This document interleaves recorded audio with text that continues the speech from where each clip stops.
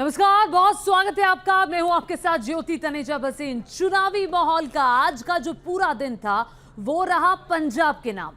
पंजाब में 20 फरवरी को वोट डाले जाने हैं और उसके लिए आज दिल्ली से लेकर वाराणसी तक पंजाब को साधने की कोशिश हुई। प्रधानमंत्री नरेंद्र मोदी आज पंजाब के पठानकोट में थे। पठानकोट जाने से पहले मोदी दिल्ली के संत रविदास मंदिर पहुंचे तो पंजाब के सीएम चन्नी वाराणसी के सीर गोवर्धनपुर में संत रविदास के मंदिर में मत्था टेकने पहुंच गए। ये तमाम कोशिशें पंजाब में उस दलित फैक्टर को अपने फेवर में लाने के लिए हो रही हैं जो दलित फैक्टर पंजाब में किंग मेकर का काम करता है। लेकिन पंजाब में दलित कभी भी प्रेशर ग्रुप के तौर पर अपनी पहचान नहीं बना पाया।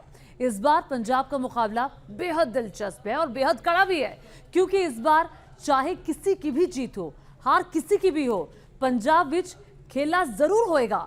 कैसे, वो आपको इस रिपोर्ट के जरिए दिखाते हैं।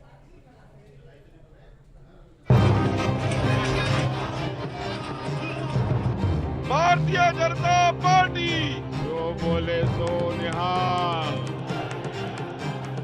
क्योंकि ਉੱਥੋਂ ਚਮਕੌਰ ਸਾਹਿਬ ਤੋਂ ਹਾਰ ਰਿਹਾ ਬੜੀ ਬੁਰੀ ਤਰ੍ਹਾਂ, ਉਹ ਡਰ ਕੇ ਭੱਜ ਕੇ ਇੱਥੇ ਆਇਆ।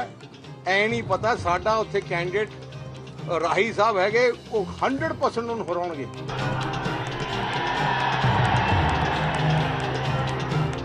कांग्रेस ने अपनी खराब स्थिति को देखते हुए ही इस चुनाव में दलितों की वोट की खातिर मजबूरी में एक दलित को यहाँ अपना सीएम का चेहरा बनाया है।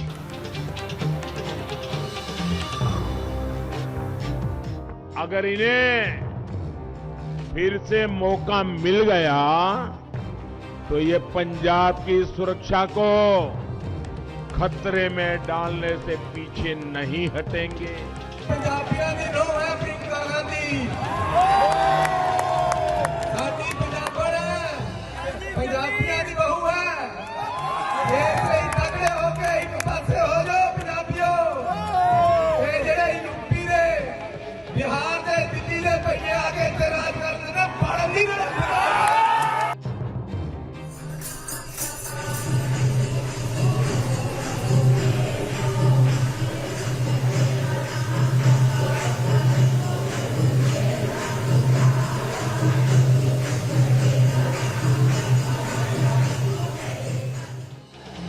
पंजाब की धरती और पंजाब के लोगों ने कई बार देश को सरप्राइज किया है।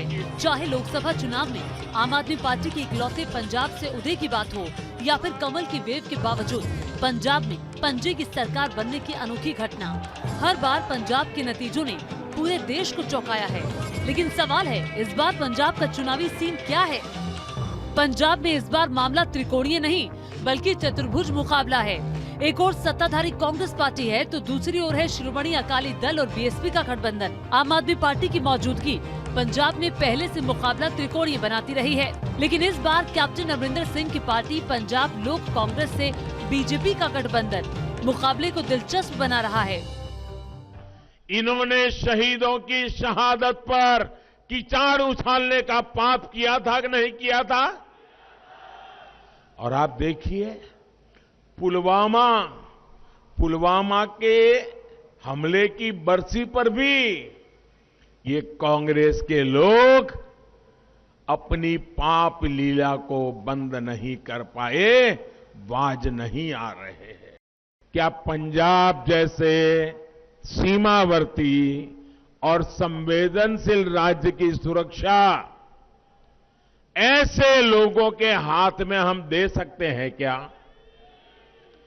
ऐसे लोग आपको सुरक्षा दे सकते हैं क्या? ऐसे लोग आपका भला कर सकते हैं क्या? ये आपकी चिंता कभी कर सकते हैं क्या? अगर इन्हें फिर से मौका मिल गया तो ये पंजाब की सुरक्षा को खतरे में डालने से पीछे नहीं हटेंगे। पंजाब चुनाव में ये पहला मौका है जब गठबंधन समेत 4 पार्टियों में सीधा मुकाबला है। इससे पहले तो ना ये कभी सीन बना और ना ही 1980 के बाद 2 पार्टियों के अलावा तीसरी पार्टी को पंजाब में मौका मिल पाया। पिछले विधानसभा चुनाव में आम आदमी पार्टी की मौजूदगी ने पंजाब की सियासत में बड़ा उलटफेर किया और इस बार ये उलटफेर कैप्टन अमरिंदर सिंह की पार्टी और बीजेपी के बीच गठबंधन के चलते पंजाब में नई सियासी पिक्चर की उम्मीद की जा रही है। लेकिन इन सब के बीच सवाल फिर वही कि क्या पंजाब इस बार भी चुनावी नतीजों से पूरे देश को सरप्राइज करेगा? इस सवाल का जवाब समझने के लिए जरूरी है पंजाब की पॉलिटिक्स का इतिहास समझना। पंजाब पॉलिटिक्स का इतिहास बताता है कि पंजाब में अब तक सत्ता का केंद्र दो दलों के बीच ही केंद्रित रहा। इसमें पहली है कांग्रेस पार्टी, दूसरी शिरोमणि अकाली दल। 1980 के बाद से इन्हीं दोनों पार्टियों ने बारी बारी से पंजाब पर राज किया, एक बार कांग्रेस तो दूसरी बार अकाली दल। मतलब 1980 के बाद पंजाब की सत्ता कांग्रेस और शिरोमणि अकाली दल के बीच ही ट्रांसफर होता रहा है। और सबसे खास बात तो ये है कि 1980 के बाद पंजाब की जनता ने कभी भी इन दो पार्टियों को दोबारा सत्ता में बैक टू बैक रिपीट नहीं होने दिया। यानी एक बार कांग्रेस तो अगली बार अकाली दल, अपवाद के तौर पर। अकाली दल ने 2007 का विधानसभा और 2012 का विधानसभा चुनाव बैक टू बैक जीता और पंजाब के इस मिथ को तोड़ डाला। इस बार पंजाब में चाहे पार्टी या फिर गठबंधन की सरकार बने, पंजाब में इतिहास बनना तय है। कांग्रेस जीते या फिर अकाली दल प्लस बसपा या फिर आम आदमी पार्टी या फिर कैप्टन अमरिंदर सिंह और भाजपा का गठबंधन। इस बार पंजाब में अगर कांग्रेस पार्टी जीतती है तो 1980 के बाद सत्ता में रिपीट होने का वो नया इतिहास बनाएगी। अगर अकाली दल सत्ता में आता है तो बीएसपी के साथ नया समीकरण बनाकर वो सत्ता में आने की नई हिस्ट्री लिखेगा। और अगर आम आदमी पार्टी पंजाब की सत्ता में आती है तो 1980 के बाद पंजाब में किसी तीसरी पार्टी के सत्ता में आने का इतिहास बनेगा। अगर कैप्टन और बीजेपी गठबंधन पंजाब में जीतता है तो पंजाब के लिए ये एक नया सफल प्रयोग होगा। हालांकि पंजाब का ये नया इतिहास कैसे बनेगा, ये समझने के लिए पंजाब के वोटर्स का सियासी समीकरण समझना भी बेहद जरूरी है। पंजाब में हिंदू वोटरों के बाद सबसे बड़ा वोट बैंक दलित बिरादरी से है। पंजाब में हिंदू वोटर्स 38.49% है, जबकि दलितों की आबादी 31.94% है। जट सिख बिरादरी की आबादी में हिस्सेदारी 19% है, जबकि सूबे में दूसरी जातियों और धर्म के लोग 10.57% हैं।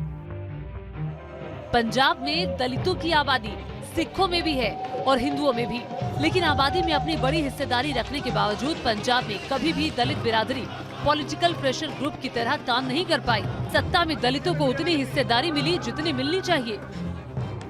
कांग्रेस ने इन चुनावों में दलित वोटर पर फोकस किया है। दलितों के बहाने ठीक चुनावों से पहले कांग्रेस ने दलित सीएम का कार्ड खेला है और अब बीजेपी और अकाली दल संत रविदास के बहाने दलित वोटरों पर फोकस कर रही है। संत रविदास जी ने कहा है, ऐसा चाहूं राज में, ऐसा चाहूं राज में, मिले सबन को अन्न, छोट बड़ो सब सम बसे, छोट बड़ो सब सम बसे, रविदास रहे प्रसन्न। संत रविदास का ये दोहा पीएम मोदी पंजाब के पठानकोट में लोगों को सुना रहे थे, लेकिन रविदास की कर्म स्थली पर पहुंचने से पहले मोदी दिल्ली के करोल बाग में मौजूद संत रविदास के मंदिर मत्था टेकने पहुंचे। यहाँ संत को नमन करने के बाद पीएम ने कीर्तन में हिस्सा लिया और मंजीरा बजाया।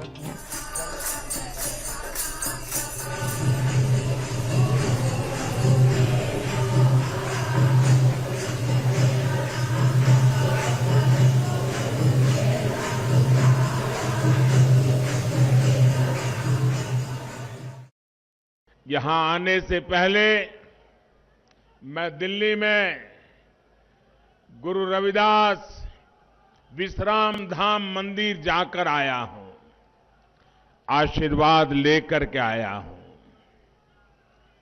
पंजाब से भी बड़ी संख्या में हमारे साथी लाखों श्रद्धालु उनकी जन्मस्थली बनारस गए हुए हैं। यहां के मेरे सभी साथियों की सहूलियत के लिए रेलवे ने 2 विशेष ट्रेन भी चलाई है और बनारस के सांसद के नाते ये मेरी जिम्मेवारी बनती है कि जब आप मेरे मेहमान बने हो तो मुझसे हो सके उतना श्रद्धालुओं की सेवा करो। ये मेरा सौभाग्य है कि काशी में संत रविदास मंदिर परिसर में हमने बहुत बड़ा भव्य लंगर हॉल श्रद्धालुओं को अर्पित किया। संत रविदास के लिए पीएम मोदी की इस भक्ति में विरोधी पंजाब का दलित एंगल तलाश रहे हैं और इसकी वजह भी बड़ी साफ है। इस बार पंजाब में दलित वोट बैंक पर बीजेपी भी अपनी दावेदारी जता रही है। कांग्रेस ने तो दलित कार्ड के तहत सीएम का चेहरा ही दलित को घोषित किया है और अकाली दल दलित वोट बैंक को साधने के लिए बीएसपी के साथ गठबंधन करके चुनावी मैदान में है। कुछ ऐसा ही प्रयोग अकाली दल ने 1996 में किया था। तब लोकसभा चुनाव के दौरान अकाली और बीएसपी गठबंधन ने पंजाब की 13 लोकसभा सीटों में से 11 पर जीत दर्ज की थी। करीब 2.5 दशक के बाद अकाली दल दलित वोट पाने के लिए उसी फॉर्मूले को दोबारा पंजाब में आजमा रहे हैं। इस बार मुझे ऐसा लगता है कि इस चुनाव में आपके यहाँ पंजाब स्टेट से भी ये पार्टी जरूर सत्ता से बाहर हो जाएगी। ये पार्टी जबरदस्त जातिवादी होने के कारण शुरू से ही हर मामले में यहाँ दलित, आदिवासी व अन्य पिछड़ा वर्ग विरोधी पार्टी भी रही है और अभी भी है। क्योंकि उत्थों चमकौर साहब तो हार रहा बड़ी बुरी तरह, वो डर के भज के इत्थे आया। ऐ नहीं पता साडा उत्थे कैंडिडेट राही साहब है वो 100% उन्होंने हराउणगे। ਇੱਥੇ ਵੀ ਅਜੇ ਮੈਨੂੰ ਲੱਗਦਾ ਅਖੀਰਲੀ ਉਹਦੀ ਸਿਆਸੀ ਇੱਥੇ ਉਹਦੀ ਪੋਲੀਟੀਕਲ ਮੌਤ ਹੋਣੀ ਹੈ ਇੱਥੇ।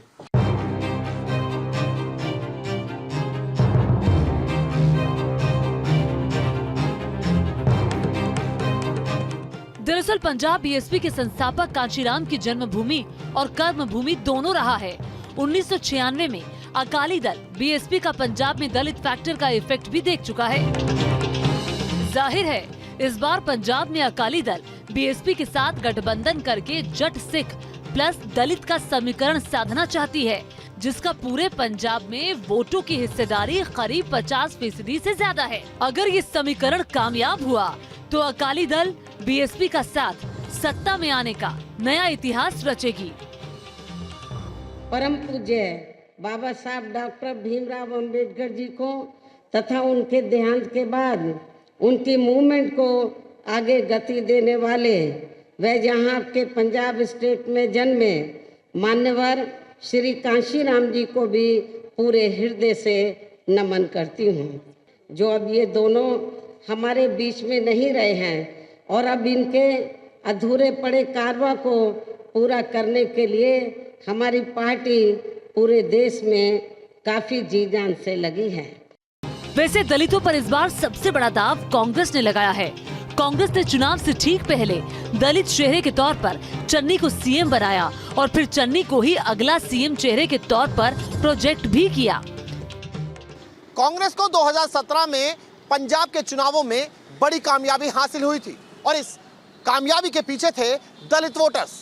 फिर वो दलित वोटर्स हिंदू हो या सिख, इन दोनों ने ही जमकर कांग्रेस को वोट किया, जिसके बाद कांग्रेस को 2017 में फतह हासिल हुई थी।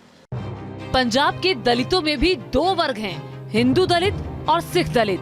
पंजाब में सिख दलित 19.4% हैं और हिंदू दलित 12.4% हैं। पिछले चुनाव में सबसे ज्यादा 41% सिख दलित वोटर्स ने कांग्रेस को वोट किया, जबकि 43% हिंदू दलित वोटर्स का साथ भी कांग्रेस को मिला। पंजाब में दलितों का जो सपोर्ट कांग्रेस को मिला, उसकी अहमियत कांग्रेस पार्टी ने समझी और सिद्धू की तमाम नाराजगी के बावजूद चन्नी को पहले सीएम बनाया और फिर चुनाव में सीएम फेस। पंजाबियों की नो है प्रियंका गांधी, साडी पंजाबण पंजाबियों की बहू है। एक सही तगड़े होके एक पासे हो जाओ पंजाबियों। ये जेड़े यूपी दे